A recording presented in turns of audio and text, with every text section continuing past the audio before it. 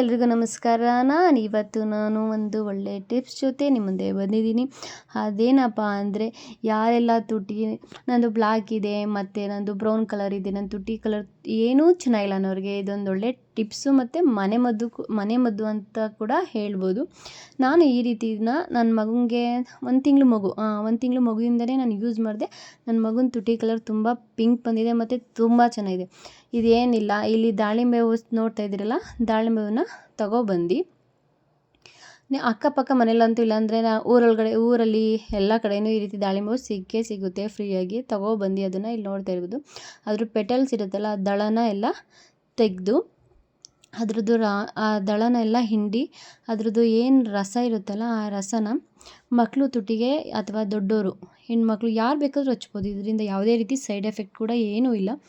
ಇದನ್ನು ತಗೊಂಡು ನೀಟಾಗಿ ಅದು ರಸ ಬರೋವರೆಗೂ ಹಿಂಡಬೇಕು. ಆ ರಸ ಬರುತ್ತಲ್ಲ, ಆ ರಸನ ಈ ಮಕ್ಕಳು ತುಟಿಗೆ ಏನಿರುತ್ತೆ ಅದಕ್ಕೆ ನೀಟಾಗಿ ಸ್ಕ್ರಬ್ ಮಾಡಬೇಕು. ಮಕ್ಕಳು ಮಲ್ಕೊಂಡಿರ್ತಾರಲ್ಲ ಆವಾಗ ಮಾಡಿ.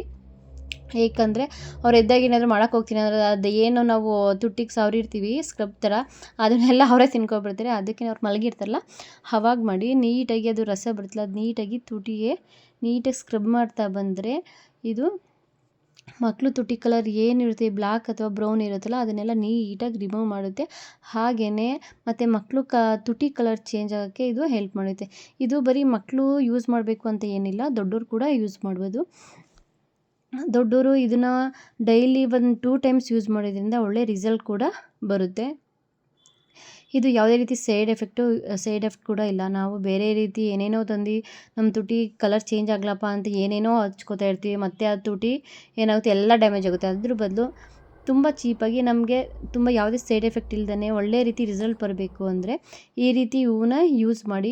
ದಾಳಿಂಬೆ ಹೂವು ಎಲ್ಲದಕ್ಕೂ ನೀವು ಕೇಳಿರ್ಬೋದು, ದಾಳಿಂಬೆ ರಸ ಇರ್ಬೋದು, ದಾಳಿಂಬೆ ಹೂವು ಮತ್ತು ಅದ್ರ ಎಲೆ ಎಲ್ಲ ಯೂಸ್ಫುಲ್ಲು ಮತ್ತು ಎಲ್ಲ ಆರೋಗ್ಯಕ್ಕೆ ಬೆನಿಫಿಟ್ಸ್ ಕೊಡುವಂಥದ್ದೇ ಆಗಿದೆ.